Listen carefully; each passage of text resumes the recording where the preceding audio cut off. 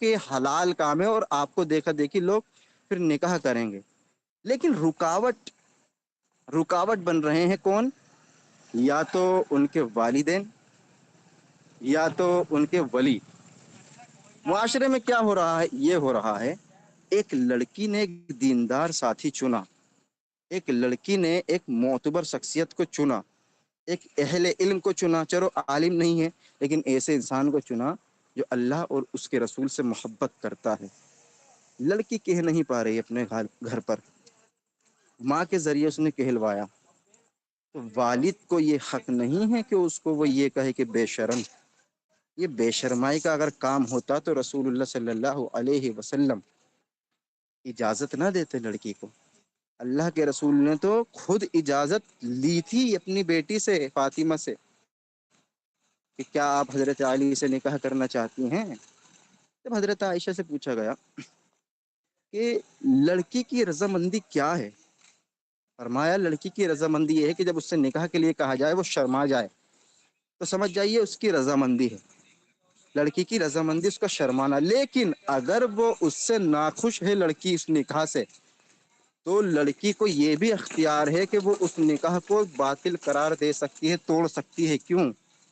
کیونکہ اسے پتا ہے کہ یہ لڑکا میری آخرت خراب کر دے گا، کیونکہ یہ پتا ہے کہ یہ لڑکا جو ہے مجھے گمراہ کر دے گا.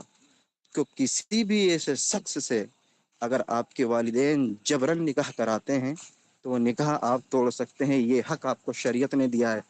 یہ کہہ کر کہ دیکھیں میرا مقصد صرف نکاح نہیں ہے، میرا مقصد ہے نکاح کے ذریعے ایک ایسا ساتھی چننا جو مجھے اللہ کی یاد دلائے، جو مجھے قدم قدم پر رسول اللہ کا طریقہ بتائے، اور میں یہ چند لمحات کی جو زندگی ہے اس کو نہیں گزارنا چاہتی.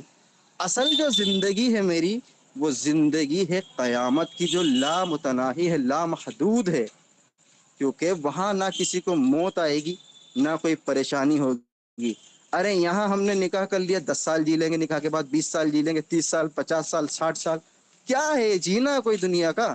اگر یہاں دونوں نے اللہ کو راضی کر لیا میاں بیوی نے تو قیامت کے دن وہی میاں بیوی اس وہاں پر اللہ کے جنت میں ملیں گے ایک دوسرے کو. لیکن اگر کوئی شوہر اس کا جہنمی ہوا اور لڑکی جنتی ہوئی تو پھر اس کا ملاپ قیامت کے دن اللہ تعالی نہیں کرائے گا، نہیں کرائے گا. اسی لیے ساتھی ایسا چنیں کہ جو آپ کو اللہ اور اس کے رسول صلی اللہ علیہ وسلم کے طریقے پر چلنے کی ترغیب دلاتا ہو.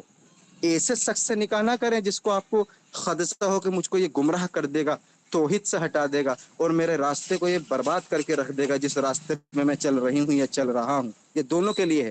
لڑکی بھی ایسی چنے جو دیندار ہو، لڑکا بھی ایسا چنے جو دیندار ہو اور اللہ اور اس کے رسول صلی اللہ علیہ وسلم کی سنتوں پر چلنے کی آپ کو ترغیب دیتا ہو.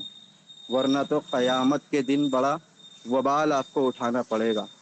اب آتے ہیں ایک اور مسئلہ آپ کے سامنے رکھ دوں.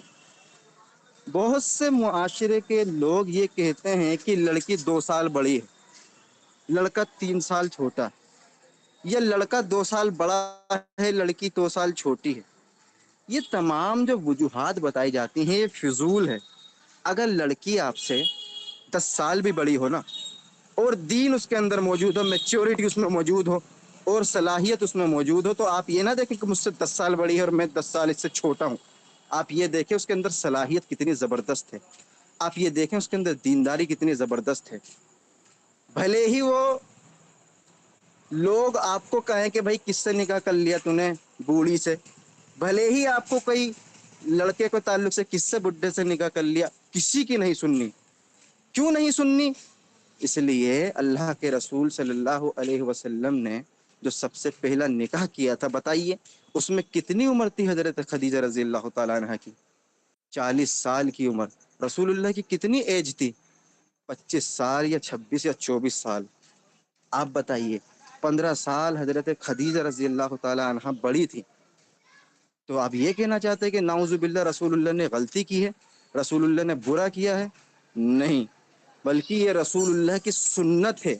سب سے پہلی سنت کا جو اللہ کے رسول نے نکاح کیا ہے وہ یہی ہے کہ 15 سال بڑی لڑکی سے آپ علیہ الصلوۃ والسلام نے نکاح کیا، اور جان لیجیے یہ بھی متعلقہ بھی تھیں، 1 یا 2 تاریخ میں آتا ہے نکاح پہلے ہو چکے تھے، تیسرا نکاح رسول اللہ صلی اللہ علیہ وسلم سے حضرت خدیجہ رضی اللہ تعالی عنہا کا ہوا۔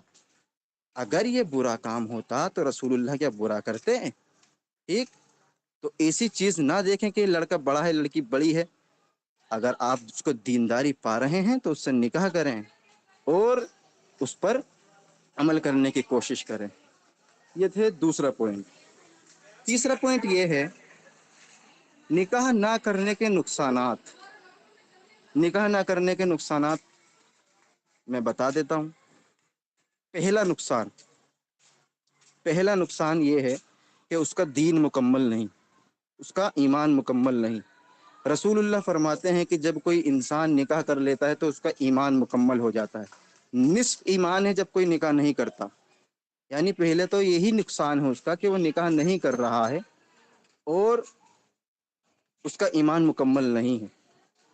ہاں، ایک مجبوری کے تحت نہیں کر رہا تو بات الگ ہے، لیکن کیپیسٹی ہونے کے بعد، استطاعت ہونے کے بعد بھی نکاح نہیں کر رہا عقل میں کہ میں جاب پوری کر لوں گا، گھر بناؤں گا اور یہ بزنس کروں گا، فلاں بزنس کروں گا، اس کی وجہ سے اگر نکاح نہیں کر رہا تو یہ کوئی مجبوری نہیں ہے، اس کا ایمان مکمل نہیں ہے۔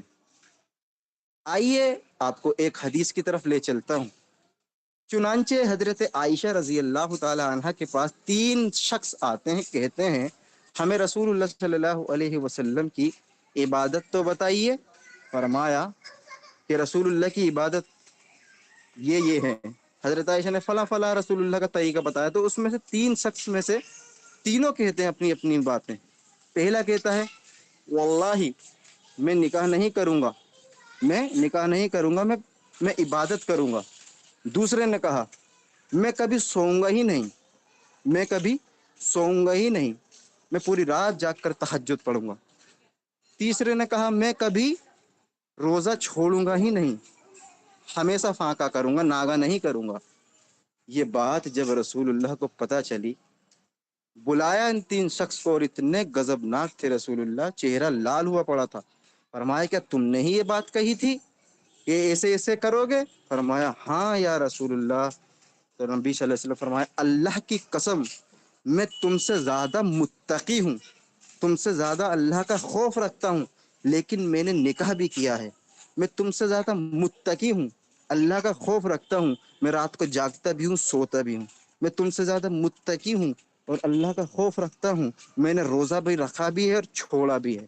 پتہ یہ چلا اگر کوئی آپ سے یہ کہے نا کہ میرا نکاح نہیں ہوا ہے اور میں چاہتا ہوں کہ میں نکاح کروں گا تو پھنس جاؤں گا لائف میں، دین سے ہٹ جاؤں گا، سمجھ لیجئے وہ اللہ کے رسول کے طریقے پر نہیں۔ پھر اللہ کے رسول نے جب یہ حدیث پوری بیان کی، فرماتے ہیں کہ فمن رغب عن سنتی فلیس منی، کہ جس نے میری اس سنت سے بے رغبتی حاصل کی تو وہ ہم میں سے نہیں، فلیس منی، وہ ہم میں سے نہیں۔ پتہ یہ چلا کہ کوئی شخص یہ کہے نا کہ میں پوری رات سوتا ہی نہیں، عبادت کرتا ہوں، تو وہ دیندار نہیں ہے، وہ بدعت کر رہا ہے۔ اگر کوئی شخص کہے کہ میں روزہ چھوڑتا ہی نہیں، میں ہمیشہ روزے رکھتا ہوں، وہ بھی بدعت کر رہا ہے، کیونکہ رسول اللہ سے طریقے سے ہٹ گیا۔ کوئی شخص یہ کہے کہ میں نکاح نہیں کرتا، نکاح کروں گا تو ٹائم جو ہے بیوی کی طرف جائے گا اور میں دین سے ہٹ جاؤں گا، وہ بھی دیندار نہیں، وہ بھی بدعتی ہے، بدعت کر رہا ہے، کیونکہ رسول اللہ کے طریقے سے ہٹ گیا۔ کہ فمن رغب عن سنتی فلیس منی، جس نے میری سنت سے بے رغبتی حاصل کی، یعنی دور ہونے کی کوشش کی، تو وہ ہم میں سے نہیں۔ النکاح من سنہ، نکاح جو ہے وہ سنت ہے، اور وہ سنت سے اعراض کر کے کہہ رہا ہے، اتنا بڑا دیندار بن رہا ہے۔ تو دوسرا نقصان اس کا یہ ہے کہ وہ رسول اللہ کے طریقے پر نہیں ہے، وہ رسول اللہ کے طریقے پر نہیں۔ تیسرا نقصان جو سب سے بڑا ہے، جس کو آپ بھی محسوس کرتے ہیں، وہ کہتا ہوں تیسرا نقصان وہ یہ ہے کہ آپ خود بے سکونی محسوس کریں گے جب آپ سوچیں گے کہ ہماری یہ جو پریشانی آ رہی ہے، کاش میرا کوئی ساتھی ہوتا، کاش میری کوئی بیوی ہوتی، یا کاش میرا کوئی شوہر ہوتا جس کو میں اپنی پریشانی بتاتی۔ کیونکہ بہت سے لوگ اکیلے گھٹ جاتے ہیں، ڈپریشن کا شکار ہو جاتے ہیں، اس لیے کیونکہ ان کو جو ہے تسلی دینے والا کوئی نہیں ہوتا۔ بہت سی چیز ہوتی ہیں جو والدہ سے یا والد سے شیئر نہیں جاتی. لڑکے کے لیے بھی اور لڑکی ایسی چیز ہوتی ہیں جو وہ اپنے دل میں دبا کے رکھتی ہے وہ چپ یہ رکھتا ہے تو وہ چیز تبھی ہوتی ہے کہ جب وہ